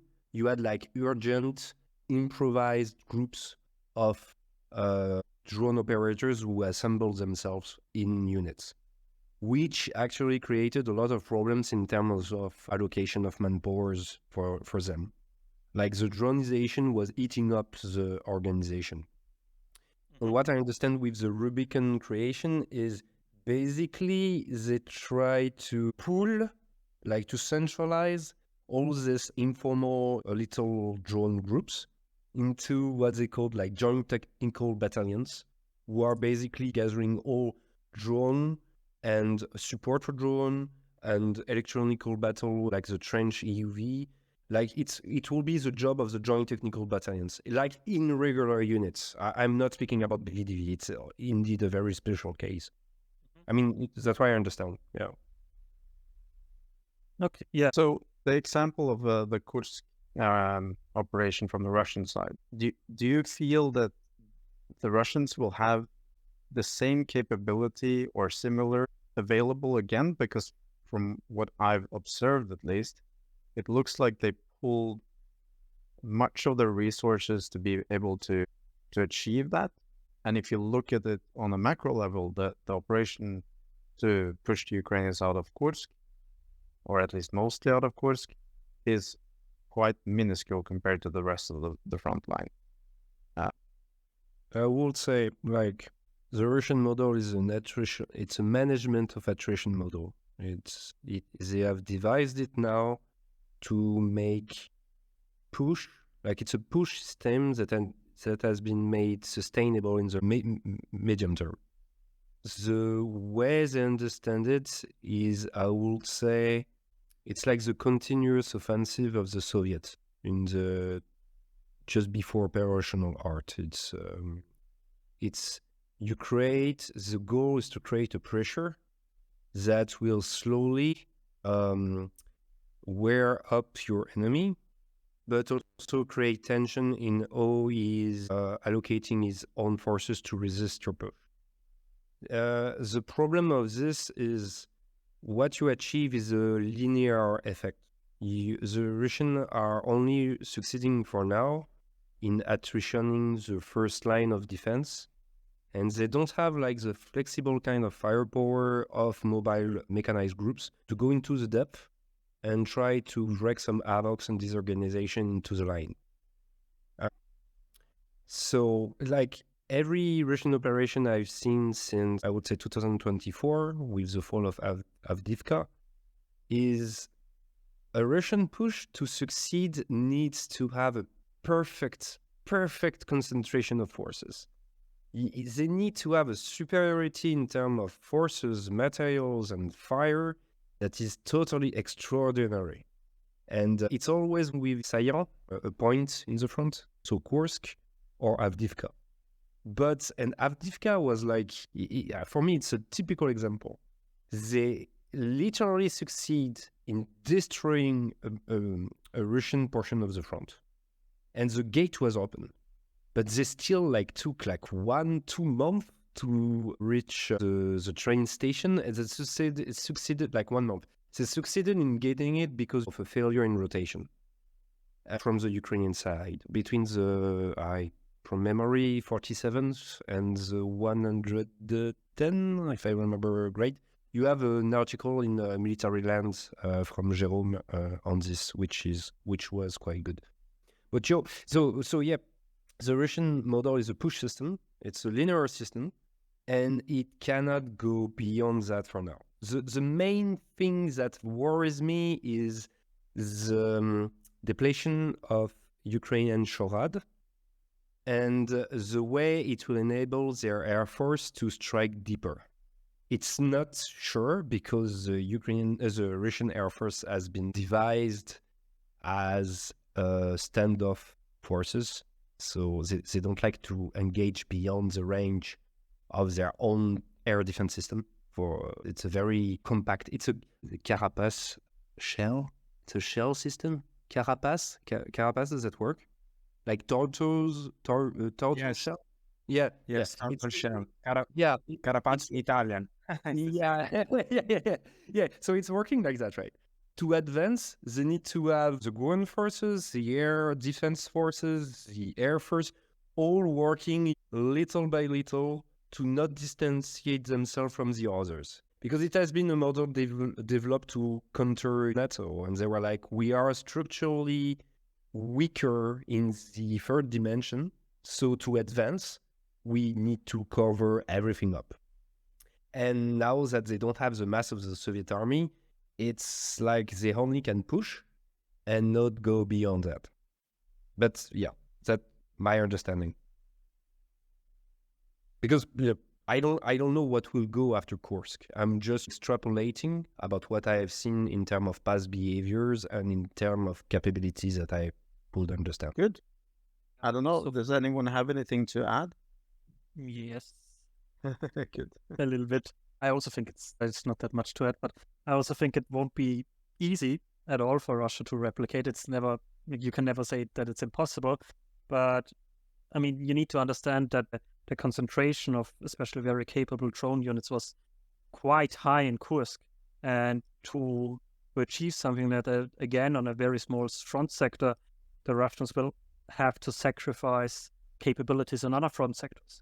And so they may be able to achieve it again, but it could be at a very, very high cost. I mean, as I said, it's like their only UAV brigade was in this area, and I mean, even though they are maybe staffed by the rich kids, Asgard, but still they have very capable drones, and it's a very big organization in the end. And also, as I said, more than half of the VDV also was in Kursk. So, and as we have talked before, they also are more specialized in drone warfare than other divisions and units. So yes, as I said, I think it's certainly possible always that something like this happens again, but it's not easy. I would say that the main problem of the Ukrainians were the problem of scaling up, the problem of better organizing higher echelon. If they succeed in doing the corps reforms, I would say that they have pretty good chances of resisting well for the ongoing year. I mean, depending on the ally support, but and if the degree of American rapprochement. Yes. You see what I mean? Yeah. It will depend also on like the freedom of Russian assets or not, the end of sanctions, this kind of thing. But if the Ukrainians can solve this, and they can get better densities of infantry and all, I say it's good. I mean, it will hold up. Yeah, I mean, if especially if the if the corps reform go through as planned, I mean, we hope that like every corps would maybe get a UAV regiment, and I think like having such drone units on a corps level would put Ukraine quite far ahead from an organizational level of Russia again. Like then they would again have, I think, an organizational advantage.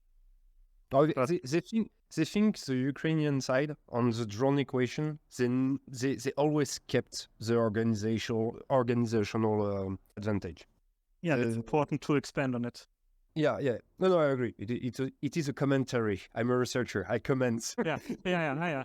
So what I think would be interesting to see with this reorganization to the core structure or division similar structure, if you use NATO as a comparison, is deconfliction. And so for drone units, one of the things that I've noticed when I talk to drone pilots and people that are involved with drone operations is that one of their greatest difficulty for the last year and a half has been deconfliction of airspace and the radio frequency deconfliction.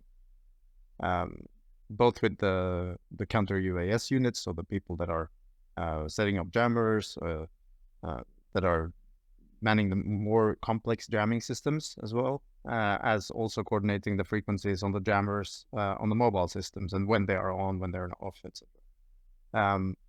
That's been a very, very big challenge. It's always mentioned when I talk to drone people.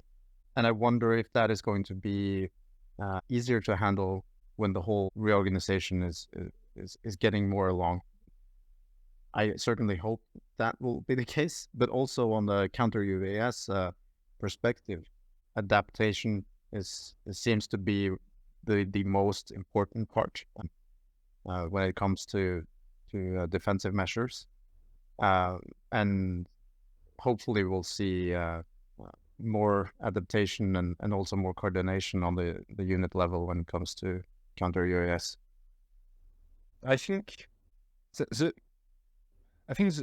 issue is mainly technical. It's, as you said, it's because of the nature of the transmission. It's basically filling up the electronical space with a lot of problem in spoofing, and you can have like a problem of control between 300 drones. So I think it will get easier diversification of the mean of transmission, frequency hopping, and digitalization within the drone, enabling the drone to change frequency on the move will help a lot. And of course, automatization, again, with some means of artificial intelligence, it will help a lot. Like, you need automatization for a very basic fact that for now, a drone is equal to an operator and a lot of support.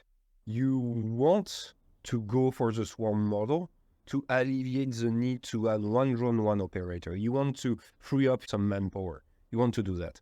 So yeah, technical limitation, and and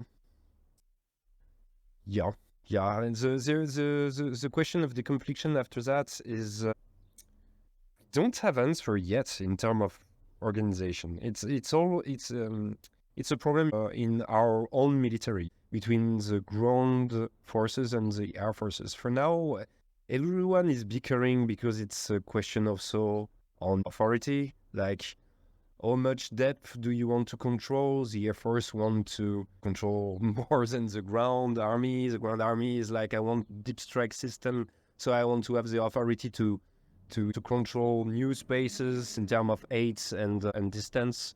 It's a constant bickering, and to be honest, for now it's not decided. I don't know how it will be finally solved. I also have a point from Kriegsforscher that I want to bring up that he made during one of his spaces, namely, maybe that could also be like a future focus on the Ukrainian drone forces. There's kind of sometimes a lack of specialization within the drone forces, like the drone battalions or the drone regiments under the unmanned systems forces sometimes get tasks that would be better solved by the brigade level drone units. The drone battalions under the they are getting they're not getting the long range UAV drones that would be better suited for their type of force or their type of unit, being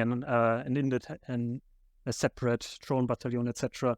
It would make way more sense that they focus more on the deep strikes, etc., and let the brigade level or the core brigade level units have the overview over their own front line and operate on the close range department or the very close range department. Yeah, I agree. But that's why we need like a systematic qualitative testimonies, because it's I can testify that between units or even between operators, between styles of and preference of engagement of Russian forces, it can vary a lot. Like I have a guy from a brigade that basically said, I have no coordination with artillery force or like the rest of the force. I'm in a push system. The guy from the Mavic is feeding me feeds, and every day my only job is to launch my FPV and destroy as many targets as possible. It was basically it. Question of deconfliction, of coordination, it was a strain on his work, but he had or like time to make it better. It was basically do it yourself kind of thing inside his brigade. While on other brigades, the thing was better organized, you had better repartition of roles, and clearly you had an integrated combined arm approach. But it varied a lot. Yep, this is my impression as well, and it is a very big obstacle to effective operations. So I certainly hope that the reorganization takes that into account and also has learned from the feedback that it's been getting from the bottom up. And I know that the drone line project is focusing a lot on this. Yeah, I think they created they didn't push down the reforms. It's, I think, done cleverly because it's an incentive system. The credit thing, the way units are reorganizing themselves to get better drones, to get better funds, and so on. It's, I think, more smooth doing that. I would also say that but that's more an impression for me. But I feel that I would say old patterns or like institutional resistance within the Ukrainian mode have decreased also significantly. And that now, like, the approach is getting a little better, a little more positive about how to use drones and how to lay some space and initiative for them to use them in a better way. Yeah. 2024 was like status quo. It was like, I felt like the position were entrenched, but now with like the growing difficulties and the adoption of the reform, that's my impression. I think it's going in the good way. Okay. Federico, do you have anything to add? Oh, no, I think Vincent and Engesh covered quite a lot of info actually, and I was very interested in some of their insights. Maybe more than like adding stuff, I have a question actually. I was curious to ask and to hear if you have any sense or perception of what the integration of Landsets look like in terms of basically command authority on the use of those systems based on the force structure that you just described, and especially the question, I mean, is both for Vincent and Engesh. Thanks. Do you want me to begin, or do you want to go? I think it's better if you begin. I don't have too much insight into that, to be honest. Yeah. So it can be a little bit outdated. It's some things that I need to update, but it's going back to how they coordinate fire. In the Russian way of planification and organizing force, you need to understand that everything needs to be justified by a concept of operation, and they are very subordinated to the plan. And it's a very centralized model. The way they integrate fire is done basically at it's not even the regiment, but more like the brigade or division level for only ground effects. If you want to integrate like Air Force stuff or like high-end, like Iskander kind of thing, you needed to go up to the combined army or even to the military district. So basically what they set up is what they call a joint fire center control, which put together the deputies of the artillery, of any kinds of fires that exist within the formation. And so, like, to give you an example before, like to use an Orlan 10, the tactical commander, the battalion commander, didn't have the he didn't have actual command of the drones. He had only control. It means that, like, you had a Russian battalion, he received orders, like, you will need to go 200 meters, I don't know, like, in this way. You will have this amount of fire. They call this charge of fire. It's like density and intensity of shells, basically. But now it's obviously like not only shells, but also drones strikes. So you have this amount of fires, and you have these drones. And basically, the drones were used, but they relayed their data to the fire coordination center in the brigade. And then the brigade was like, yes, you can use that, use it. But you see, it was very hierarchical and higher up. For the Lancet, what I understand is it's not tactical.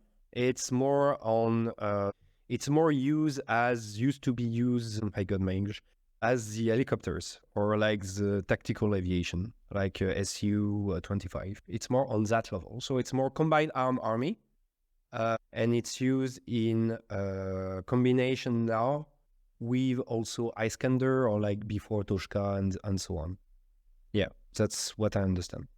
Thanks. No, that's very helpful, because based on what I'm seeing and some of the evidence emerging, initially it seemed to me that the Lancet was the that ideal type of weapon to kind of fill that gap between the very high echelon man authority on using fires and effects, and the more like tactical level when it's around.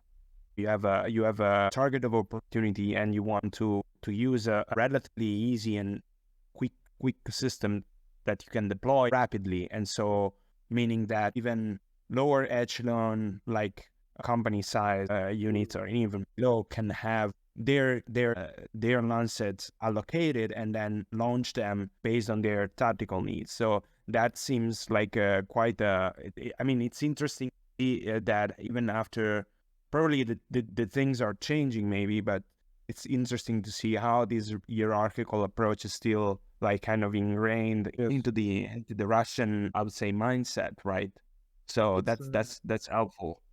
Two things. If you want to see it more, in my article, I put some schematics of fire coordination between drones, artillery, and so on. So you will be able to check that if you want. It's Vortex, the name of the journal. You can see the chain of command. Okay. Thanks so much. No. Yeah. So the two things. First, they don't like initiative at all. For them, initiative, it's called non-standard decision. And for them, their whole model is aiming to reduce what they call the power of intuition. So it's heavily mathematical, modelized, and not intuitive. That's why they don't like the tactical, because for them the tactical guy doesn't have the whole idea of what is going on. So they prefer to reduce its role, to reduce the initiative he can have, but and make him an end user and not an input of the system. You see. In terms of recent adaptation, what I see is that they are beginning to tolerate what they call a bordered initiative. And it's like a combination of, I would say, a very reduced initiative on the tactical level with the whole concept of operations that subordinate it. It's like now the Russian commander's tactical commander has a zone of responsibility, and within it, he can more freely, I would say, use the mean at his disposition. Like from now, a tactical commander won't ask if he has an Orlan. He won't wait for the formal confirmation of the higher up to actually change its way of firing at targets. He can more go at opportunistic targets. It will be less deliberate, if I want to use the correct vocabulary. So yes, you got that. But the Lancets will remain, I mean, for now, it remains in combined arm army or division, but not under it. Thank you. Well, you're welcome. Okay. Yeah, I think we've covered enormous amount of information. Thank you so much, Vincent. It's been really great. And also thank you to Geshen, Federico, and Artem for chiming in. And Joseph had great questions to expand the conversation. Thanks to Jay also for organizing with Vincent for the time and topic and stuff. I think we'll have to do more of these because it was definitely, for me at least, a lot of learning. And I think we will have a great success doing this again. Thank you.